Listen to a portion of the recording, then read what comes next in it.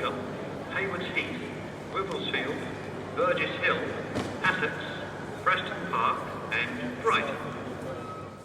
Hi, welcome to Pop-Up Research Station. Today we have Andrea Porras, aka yAyA, meeting with us and joining us on the cafe. And we're going to just kind of jump right in because we're doing a series of listening sessions for the Capital Region Creative Corps Art and Placemaking project that we're doing through Sojourner Truth African Heritage Museum. So each of the artists that are participating in this project are cross-sector partners, and they're also artists in their own right. And what we're going to talk to you today about, yAyA, is your work in terms of art and social justice at the intersection of community engagement. And I'm really glad you're able to join us on the cafe today. So we're recording this, so that we can put it out there and introduce the work that you're doing with this project. So you can just begin by talking about yourself and your trajectory and where you are in the arts. So thank you so much, Alpha, Miss Alpha Bhutan. It is always a pleasure and honor to be in community and in collaboration with you. And you always help ground me in the roots that I come from, in my beginning, if you will, of my arts administration, blended with my artivism path together. And so currently I'm speaking to you from the Wichin land, or the place that we know as Oakland. I'm typically also in the Nisenan lands of Sacramento, of the Maidu, the Miwok, the Nisenan people. And I am currently cultivating a new theater work with a collaborator, Jesse Bliss, out of Los Angeles, a project under their organization called Roots and Wings. And I'm acting as a producer for this work. We have worked previously in the future, and on a theatrical piece in Sacramento when we first met.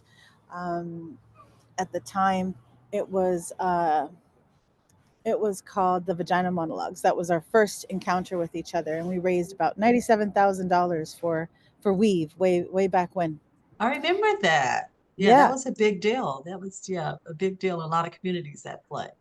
yeah. So we're back in community, making a new work that they are leading. They are the playwright, and I am what they call their playwright doula, um, ushering in this new work and being someone that they share their fresh work, fresh visions with. And I provide feedback, and we have dialogue, and we sort of excavate and cultivate like the memory of these characters, their backstory, so they can tell the story that you're about to see as a witness, and as a holder of this beautiful new work that's going to be created. And it's site specific, so it's based in LA. And it is also work that travels. So they're going to be in a car and then land at a location, and at that location, that's where the play will take place. It's called Joyride. And so it's wonderful to be in collaboration as a co-playwright again. I did call upon them to also create some work with me, and my dear friend and sister Morning Star Gali from Indigenous Justice, an organization that focuses on land back work in California, as well as work around missing and murdered Indigenous women. And there, I actually commissioned Jesse to create work that I performed. So I devised some theater and performed it after I worked with various writers who were poets and or who were playwrights, and created works that both Morningstar Gali and myself performed in San Francisco. And that was produced by Kat Brooks of Oakland, as well as 3GT Theater. So in these spaces, you're going between the Capital Region, which is the Sacramento area, which is sponsoring our Creative Core project, and then you're going out to do your cultural work in the Bay Area as well as in LA. Right. or just Well, all over the state or over nationally? I mean, well, you know, yeah, so Jesse's based in LA, and I'm bringing. They have a producer for Los Angeles. I'm producing in Oakland and Sacramento. So that is the tie. So I'd like to bring it to the community that I'm working with at the Sojourner Truth Museum, where maybe that parking lot is one place that we could have a performance. That's what I'm cultivating right now. As well as the San Panel Center that we're using for the gathering on the 10th and 11th for the Black History. it's actually Sunday the 11th. Sorry, It's Sunday the Pinell. It's a the 5K 10th. run. The 10th is the gathering, and the 11th is the 5K run. Sorry. Yes, Yes. yeah, yeah. Thank And you. the 10th is the Black Heritage Festival. Right. You know, it's important for us to say the Black History Heritage Festival Black Heritage. because of folks wanting to put a mute or on woke, you know, and so we're really pushing that as our part of our social justice stance and Thank our you. social justice theme for the work that we're doing in the community. I think it encapsulates everything that we all are doing, even though that we're doing them in our own practices. That's what our overall message that Shona McDaniels is the executive director of the museum is putting all across the region. So, you know, Thank you for great. that So question. yeah, I've seen one of your plays. I've seen quite a few of your plays, but one play I saw, which was, I don't know, 10 years ago, and you were at the theater that's on R Street. Um, and it was you were doing more ritualistic kind of work on stage. Mhm. I remember. I mean, you've done so many plays, but I just remember that play and sitting there watching you, you know, direct that. You wrote and directed that play, and so I'm looking forward to the new work that you're creating and being able to be in the audience to see it. But I think that's a really great concept talking about the parking lot, you know, and just driving up and unfolding that kind of play. Right. Jesse has these beautiful characters that, have survived domestic violence, have survived PTSD around, um, you know, being incarcerated, wrongfully incarcerated, one of the characters for a period of time, and, you know, getting free from that in more ways than one, and really expanding their mindfulness and their peace, and bringing that peace to others who've sort of been on their own arrested development, and not behind bars, but behind like these facades that they think they have to hold, you know. Mhm. So it is really tremendous to collaborate with them, in a way that we are now mothers, very different from when we did the work, and we had no children when we did vagina monologues way back when, and now we are, single mothers of. They have a 12-year-old, I have a 20-year-old, and both of our children, support us in what we do, and stand by us in what we do, and do what they can to work with us in creating theater in our communities. I think the theater you were talking about was Ray Tatter's space, and that was with Teatro Espejo. And you're right, that was original. That was very ritualistic. Um, Again, weaving in information around, dispelling what it is to be queer in brown houses, what it is to be the lesbian daughter, what it is to be a lesbian mother, and just part of the indigenous queer community. I definitely brought in sacred rocks from the ceremony that we call the inipi, or the sweat lodge, Right. and elders. I had the voice and the songs of traditional California cultural bear, Razzle Dazzle, as we call him, who is a veteran, and a veteran for peace, working with young people, using culture as prevention, in their healing, and dealing with the suicide prevention that we have at our doorstep with many of our youth today. I just kind of wrote that down as a phrase I'm going to coin, Yeah, culture as, you know, what did you say? yeah, Prevention. yeah, So let's move on and talk about your independent community art curation at the intersection of culture, spiritual, civic, and social engagement. You know, and the work that you're bringing to the this project here with Creative Core. yeah. Um, Well, with Creative Core, I have the opportunity again to weave in mindful folks like Mariana Sousa from Mari Works, who's going to be speaking on my behalf there at the 10th, as you mentioned, at the Sojourner Truth Museum Heritage Center, as well as Safe Space, Black Safe Space, and Onethia Riley will be present. In my absence, I'm having to split myself. I'll be in San Francisco at the time at the Bay Area American Indian Two Spirit Powwow, 20th year anniversary and 13th powwow.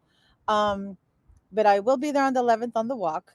And what we hope to engage in is dialogue with our community around how and what do they see um, that should be spoken to, that should be brought to the stage to create some vignettes or some spoken word or some core poem kind of work around how young people and elders alike, intergenerational community members, wish to be part of the change they want to see, and addressing, survival of all of the things, all of the phobias, all of the uh, you know, social injustices, like you mentioned, whether it's lack of fresh food that they have access to, whether it's lack of resources that they have access to around mental health and wellness, or feeling safe in places after, surviving maybe the foster system, what have you. So what do we want to call into action, and how can we be a part of that by putting it on stage and talking about it, having dialogue about it, and sharing resources about who we can go to in our community to uplift us and to encourage us to move forward. I'm really glad you mentioned those cross-sector partners as the other two organizations that you're working with. Actually, you're bringing in three different, narratives are with Mhm, our cross sector, which is mhm, the two young women that will be speaking on the 10th on our panel discussion. mhm, And I haven't got a chance to interview and work with them yet, but I'm looking forward to the interview with them mhm, while we're on in the space there at what Public Research Station will be there in the space during the panel, and maybe we'll just get some short interviews on both of them and their platform. And I would like to also have snippets of you in at the, I don't know, is it private when you go in? Do you document? You have a documenter that's going to document the space with the Native American Um, tribal. the powwow is actually live on. It's streamed Uh-huh. live. It is not private. The link will be on the website, and I can definitely share it with you to have available to community members at Sojourner Truth Museum as well. And so maybe that could be playing on the side somewhere on a small monitor, because I actually was asked to create the poster this year. Last year was the first year that I was brought in to actually work it as the photographer, the lead photographer, and then I orchestrated the layout of all of the volunteer photographers that we have to Mhm. have proper paperwork in order for. But so this year I was asked to do the poster, and I really I think I want to give a lot of credit, of course, to my son and their mindfulness about how to work differently than I've worked in the past. Jasol Amaru, big love and shout out. And also Odemar Cuesta of Crudas Cubensi, a 27-year-old duet with Oliver Crudas. Hip hop group that I've been working with. And I'll be premiering some work thanks to Shona inviting us at the Crocker on the 18th and at the Kimpton on the 28th for West Staff. But Odemad is really good about being in my ear about the presence of Black bodies in work that use tools like hip hop or like spoken word or like jazz or anything, where people love to be on stage doing what they do in a beautiful way, but they don't have Black representation next to them. It's almost like, it's the challenge of people love Black culture, but do they love Black people and Black skin Mhm. and dark skin, right? To be really like upfront about it. So with Odemad, I'll be presenting some work, as I mentioned, at the Kimpton for West Staff, and that's 40 different people, arts and culture administrators, funders from around the region. And we'll be visiting the Sojourner Truth Museum as well as the museum up in Shingle Springs to center, Black creatives and California creatives which I don't think get enough props, love, and funding. Period. So I'm going to do my advocacy to bring those folks to our doors and see, how they can be more responsive and more inclusive and more mindful about, the leadership at these two locations, right? It's not even just about supporting the programming, it's about supporting the leadership. I think is very important. So No, I hope they get to meet you. If they don't get to meet you, I hope they, definitely meet Miss Shona. And same thing in Shingle Springs. I definitely, can you hear those roosters? I can't. I was wondering, I was gonna ask you, like, aren't you in Oakland? So you got roosters running around? I So have, what's going on with that? yeah, I've Is got that urban? roosters. Is it about urban farming or what's We have little farms around us actually, and we have a little farm in our backyard too, thanks to my dear nephew Chilua. Yeah, but they're like hollering. but I it feel like is I'm in Texas. I know, I was like, okay, I heard those birds back there, but I was gonna ask you about them, but They're like they're Miss they're Alpha. they're interesting, right? So that's cool. I noticed that you pulled together some YouTube shorts or that you were going to share with us. Did you want to share and then we comment on your documentation? Sure. I mean, I had these here in case people wanted to follow up, and I thought I sent them to you, but it looks like I put them on the everyone list here. You So, did, so that it's fine. So what I can do is I can pull it up. okay, I can, work on pulling them up, and I want to kind of go into asking you some investigative questions. Even this is a cafe and it's pretty informal, I did want to kind of circle back and ask you, some questions in terms of how they relate to the work you're doing under Creative Core. And that one question is, how can the community help you to restore environmental justice within your local communities? And if you could expand on that question while I'm looking at your website to share. sure, sure. Well, I think that people could be really mindful about how and where they do their work and what materials they are using, they are reusing, they are revisiting. I did a couple of site visits yesterday at the Kala Institute here in Oakland, and I really was pleased to learn that both artists, even though they had brand new time or very specialized time to only make their art for 3 solid weeks. One was from LA, one was from New York. I was there to visit my friend from New York, Gabrielle, and Roman, whose work I had with your work in San Francisco. And when I curated at the Mission Cultural Center. And I really appreciated that they went into their vault of recycling, paper, pigment, images, and that they made new work with steps that they had previously done in the past instead of buying new paint, instead of buying new paper. Like they went into their own vault and said, what can I reconstruct and what can I tell in a different way? And one artist made entirely new work and the other artist made work on top of work.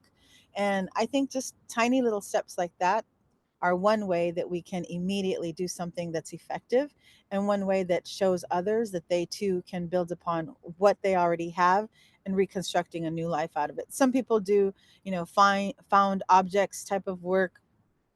Other people, just do non-toxic, type of uh, paint or chemicals that they use in their work. um, Other folks are, actually abandoning that type of work and doing everything digital and online to not make that carbon. And it's also about, like, when we're traveling, like how are we traveling and what can we do when we travel to one place, and just being mindful in that way. Also around food, I think that you know our healthy eating, our vegan eating, our or even our consciousness around non-harm is really important for the environment. um, so when that comes to our food, same thing, just like when it comes to our earth. I think being very conscious of how we live and how we profess to live, and just making little steps every day goes a long way. I totally agree with all of what you're saying is so here is thank you for that. You know what I mean? Because I think sometimes it has to resonate, and whatever we can do, we need to like help with those imprints, Mhm. and the work that we do, and exposing that work to other folks. So here's your MA series. Tell us Mhm. about this series. So Ma series was created by priestess and sound composer Amy Reed and myself, and we worked with collective folks from around the world. This is Lisa Harris, who came and created some original work at Gold Lion Inn, where Amy was co-founder there also, and running that space for the community engagement part. Lisa Harris came to us by way of Houston, and we were able to perform with them live and create like a trio performance. And I think below it might be Liza Garza, who we also produced from Atlanta. Mhm. Um, oh no, that's a different group. That Amy brought those folks from, I think, from the Bay Area, and also some of them might have come from Ireland, if I'm not mistaken. But in this format here, my specific contributions are mainly in the charcoal foot traveler tab, and that kind of gives you a little bit of menu of what I was up to, probably about a year, maybe 2 years ago. Actually, that's a 20-year-old piece right there. That's a installation altar that was created when I was invited by Tere Romo, a curator, and those are my paternal and maternal grandparents there. That goes way back to when I was probably only about, I would say, 18 years old at Sacramento State University on an Indigenous Peoples Day celebration. So I had created an altar for the farm worker movement and for the farm workers. And I'm performing there. And I believe Raul Pacheco is playing guitar for me. He's not in the picture, but they're of Ozomatli, people might know. And other works there are that's the exhibition that you allowed me to bring some of your work in from, Black Woman is God, and that that collaboration right there was done at the Medicine for Nightmare Gallery in the Mission Cultural District on 24th and Mission. So that's a very historical space. And I love that I brought stuff from New Mexico, from Cuba, from Sacramento, and we have the dancers there on the left hand side. I'm sorry, the Right here. singers, all nation singers there. They're actually called Red Power Women Singers, and that piece is by Jaron Bonillo, who works for the First Peoples Fund. There's some Stan Padilla work in that image, and Madeline, or we know them as Mad Boy. There's the ear that's right underneath the words September. That's supposed to be a um, whole bison mindset. So Mhm. it's actually supposed to represent the mindset of the buffalo. When people talk about decolonizing this and that, that's what we're talking about: listening and learning and walking the earth like the sacred buffalo. There's buffalo that, when the frontier folk came and thought about their manifest destiny, they were not only running us off of cliffs, they were running our buffalo off cliffs. And the buffalo are very sacred to various tribes, like my own, the Coahuilteco tribe of the Southwest in Texas. The buffalo were everything to us, right? And so there's a whole movement around saving the buffalo right now. Um, there's work there by Elle Frank. Amy Reed is above the buffalo ear, and Roshara Oates to the left. Jesse Vasquez to the right with the body. Dominic Porras is it's the yucca root and plant. So that was Dominic came just recently. He actually has a show currently right now at the Soul Collective, which is also part of our core group for the Muertos, the altars show that we worked on. And Dominic's exhibition currently is up right now at Soul Collective. And this is the first exhibition they participate in as a duet with Chico Gonzalez. And so there's work around California indigeneity and Coahuilteco indigeneity, documentation and photography, and also installation. And Dominic has made a lot of nets, the way the California people make nets to catch their fish for the season. Dominic has created nets on top of and within his silkscreen frames, and has put his photography in the center of that. So it's really, really beautiful work that he's created, as well as made harps out of these frames as well, where people can actually have a tactical, learning, if you will, and play these harps that are created with the frames of the silk screen. And then there's the silk screen works by Chico Gonzalez. And Dominic had a lot to do with the influence on Chico, because we were already students, Dominic and I, at Sac State when Chico came into Sacramento. And Dominic took him in as a collective brother, and showed him so much of what he's creating today, and his first steps in using photography on the silk screen. So, Um, so in this video here, are you able to see this image right here that I just clicked on? I can see the altar with the watermelons and the oranges. Yeah. Can you talk a little bit about this? This is beautiful. Absolutely. Yes. This is some land out in Wilton, owned by some of the Mexica or Danza Azteca community members, that I often, am with in community when I'm in the Sacramento region. And this is land that they purchased and that they hold ceremony on in the middle of some cornfields. This is an altar that we constructed as part of the, uh, um, femme and women folks, while the others were preparing their instruments, we were preparing the altar. So you can't see the full circle, but it's like the medicine wheel. So there's Mhm. the red, there's the white, and there's the purple, and there's the yellow. And so we have put flower petals above, and we've put the greenery of the flowers underneath, and it's just on top of the earth. And then the flowers coordinate with the vegetables and the fruits, color wise. And so all of this is danced around from sunrise until sunset. And once sunset happens, then the altar, if you will, comes to life, if you will, by breaking it out and sharing this fruit with everybody who's been dancing and praying all day long. And this particular gathering was to honor the young women that were coming into their womanhood, if you will, Mhm. young women, and it's called a shilonin. In the Spanish-ized culture part of who we are, like we could call it a quinceañera.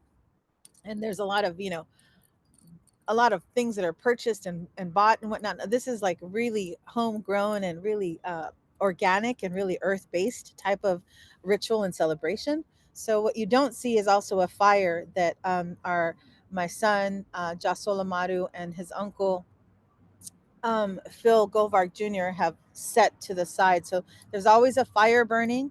There's dancing, drumming, and singing that happens, and then afterwards there's the feast. I would love to have this during Earth Day when we do the community engagement Yeah. project at Sojourner Truth. This would be amazing to do it because, and then also at the RT when they dedicate the farmers market that they're going to put up there at the regional transit space during our dedication for the Flowing Road Community Beautification Project. But to any event, I think this would be a great opportunity to share this one here, and especially when we're talking on our panel discussion about environmental justice and the work that you're doing, and how we can turn it into this, ceremonies. And I know we wanted to do it during the City of Altars, but because of weather and all of that, we weren't able to do the ground piece like this. But this is beautiful. Right, And right. The ground piece that we wanted to do, and I'm writing it down, Alpha, so we can get in contact with my the correct culture bearers to manifest that vision, and mhm. I have it down. What you see below is photographs that I took from the salmon run, and so those are people being received. Some of them were runners themselves, and some of them were there to sing, and some of us were there to serve food. And I was there for serving the food and documenting. And so um, the salmon run happens to bring awareness and education around, the dams that need to be opened and released, which is happening for some of the Yurok tribes. Uh, um, in California after so many years, just massive destruction on the life in the waters in the rivers, and so this is something that happens every year. Mhm. And this is just yAyA doing her yAyA yoga in front of the house, taking time for me, reminding myself to center, to heal, and to work on myself, just like I love to work on and with community. Their soul and Uncle Phil, after chopping some wood. um, yeah, Solomaru and his uncle Phil Govark, who is a bear dancer and a holder of all of these songs because he was also a sun dancer. I don't know if you remember Phil Govark, his father, but so Phil is of Jewish, Mexican, and California native descent, and is a very special bear dancer in our community, who continues to teach us our songs and teach us our ways. And your son is Everything. My heart. Jasolamaru, I mean, he is, by training a phenomenal, and by the gift, lots of discipline, a dancer who's on sabbatical, on a pause of that world right now, but working in theaters, working in restaurants, and definitely serving his community, unhomed community, with part of cafe. Um, Building community with soccer players that have had a circle for like 40 years. Um, he is, finding his way, and hopefully finding his way to what's next. He's a storyteller. He's an investigator. He's a researcher, and sometimes he's a comedian. I'm sure because I met him. He was wearing he was dreads. He had long dreads. Yeah, that's actually Onethia right there that you just passed up. Right This is here. that's Alimatu on the bottom right. That's her mom, and Onethia is on the left, and with the dashiki. And to their right is Chairwoman Morningstar of the Miwok tribe, who I was Mm, working with. Uh huh. That's the Buena Vista Rancheria tribal chairwoman. okay. I remember meeting her when I came out to the big one. Yes, yes, Mhm, yeah. mhm. That was her land, and she's the one that got her people to get off of the list that they claimed were extinct. It took her 27 years to get the federal government, state government, and this is my housemate right here, Roshara Notes, who I share a space with here in the Ohlone land of Oakland. So their work is work that I've curated as well, over the past 20 years in various locations, and that's me pulling her work out. People really they don't see the work we do as curators when we're hauling work. And I was trying Mhm. to click it so I can make a bigger image, but that's not happening right now. So Uh-huh. I'm gonna move on down here. Yeah, the work that goes pre-set up and breaking down, and I don't know. It's a big world that we're in when we're talking about curatorial practice. It's a lot that goes into it. And Right, I really love the way you're talking about the cultural narratives of the work that you're doing. right. Uh, Yeah, well, I have so much to thank you for, Alfred Bhutan, Michelle Walker, and the elder you just passed right now. That's Senora Cobb, Angelberta Cobb, who came to mhm. the United States, I believe, when they're about 9 years old, and actually did stuff at Disneyland, and was like, yeah, I like this kind of gig. And so we have them to thank, actually, for dance, Azteca dance in the United States, particularly in California. It was through her and her teachers that she brought, that the movement for folklorico and dance, Azteca dance, to germinate out of Sacramento and its region. So she's now, I believe, 87 or so, maybe 89 by now. I lose track. But Senora Cobb actually gifted me the opportunity to dance the baile de venado, and that's the deer dance and a yaqui tradition. And they gave me this because their husband used to do this dance, on the national company for Mexico, and then her son did this dance across, the nation as well. And so I literally wore a deer head and wore the gear that her son and her husbands used to wear in my 20s, and danced this dance in a theater production with Manuel Pickett at the university.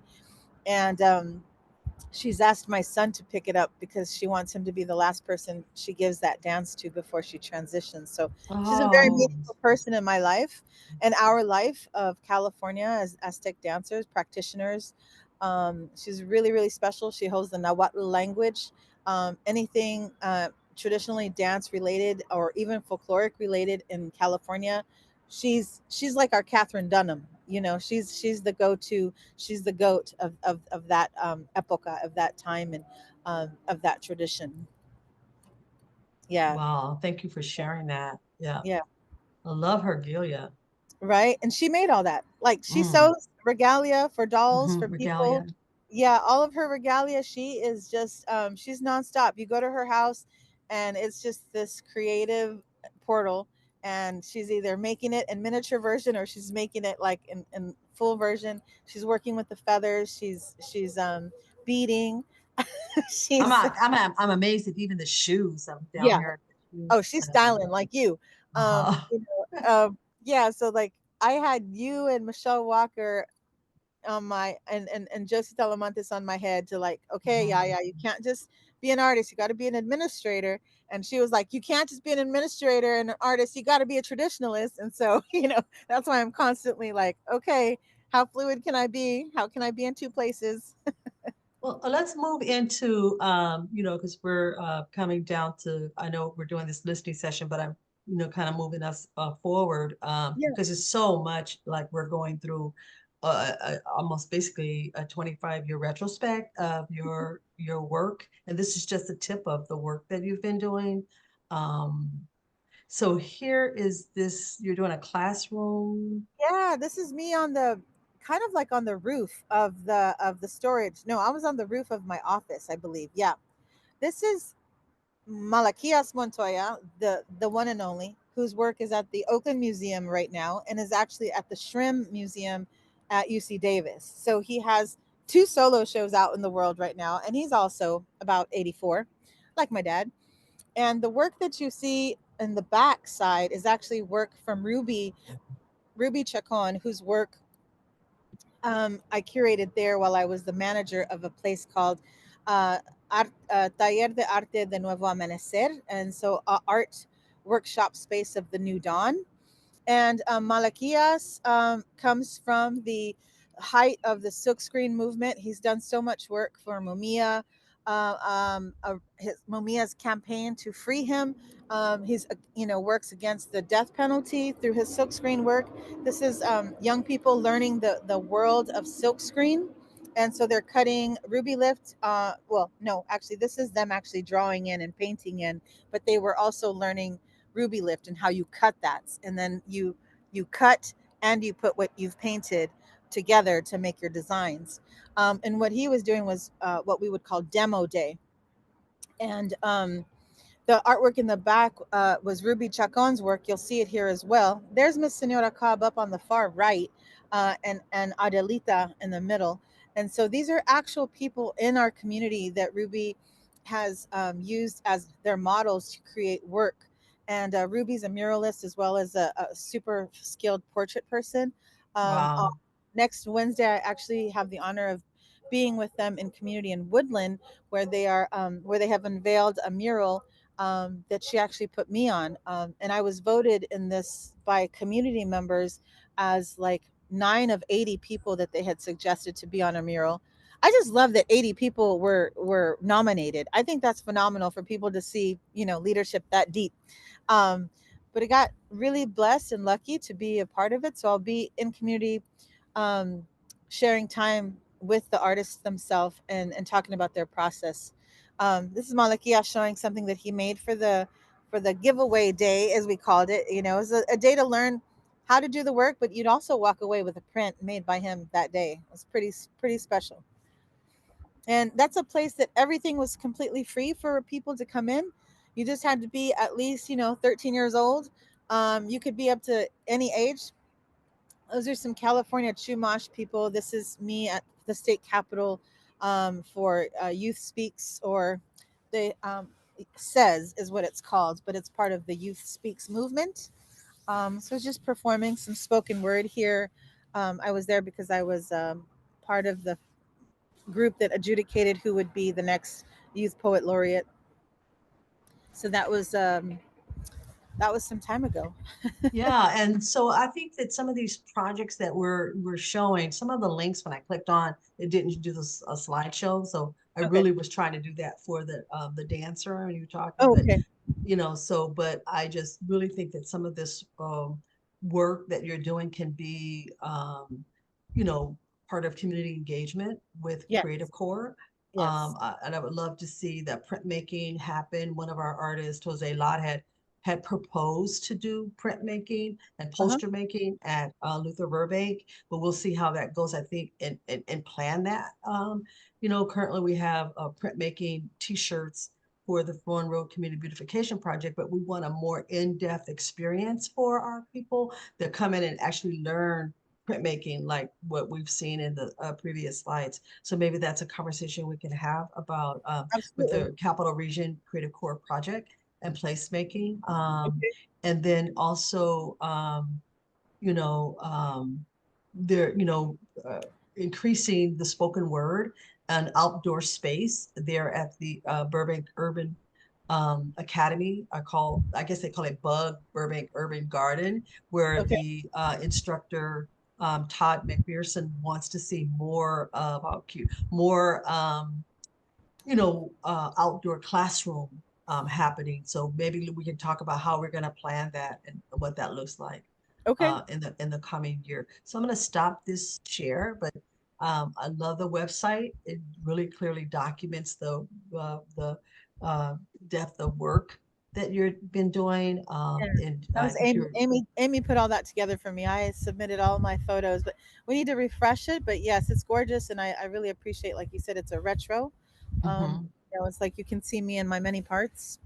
Right. So, and I know that you're kind of pressed for time because you're trying to multitask and do a couple of Zoom platforms and stuff like that. So, but I'm really we'll probably have you back with Pop-up Research Station, and I will see you on for Black Heritage Festival Okay. there in Sacramento at the Sojourner Truth African Heritage Museum, which is located at 2251 Florin and on it starts at 11 a.m. We have a panel discussion, and that panel discussion is on environmental justice. And your platform is going to be, you want to tell us your platform in terms of, I know we're talking about you and the cultural work that you're doing as a as art and social justice at the intersection of community engagement, but your segment on the panel will be discussing. So, what is going to be discussed in my absence, but also in the presence of Mariana Sousa and Onithia Riley, is Onithia Riley is going to speak about Black safe space in Sacramento, and Mariana is going to talk about mental health wellness, and they have this beautiful movement called Own Your Shit, or there is own your own healing so that you can help heal others, and just really acknowledge like where it is that we need that tender space and that wellness space of maybe having a day of silence to like fine tune, a day where we're not on our cameras or on our screens and phones, etc., and just kind of grounding ourselves in our own holiness to do work in our community in the best way possible. um, so that is happening as like step one, step two, or consciousness in those two places to get to what I will be engaging with on the campus, and in the campus being the museum and the Burbank campus, as well as hopefully the Native American Health Center, and gathering people so that we can tell our stories, and from our stories show how we want to connect and heal with each other, um, around things like PTSD, around things like wellness, around things like survival, from foster system or incarceration, of domestic violence, of surviving, you know, being taken away from our families or leaving our families thinking we'd be safe somewhere else and then we were hurt. So just about weaving these stories together and reclaiming our voices. And I'm looking forward to that, those discussions. Hmm. And thank you so much for joining us at pop-up research station cafe today, Thank you so much and for the invitation. great. All right. I love you, Alpha. Take All care. right. Love you too. Bye.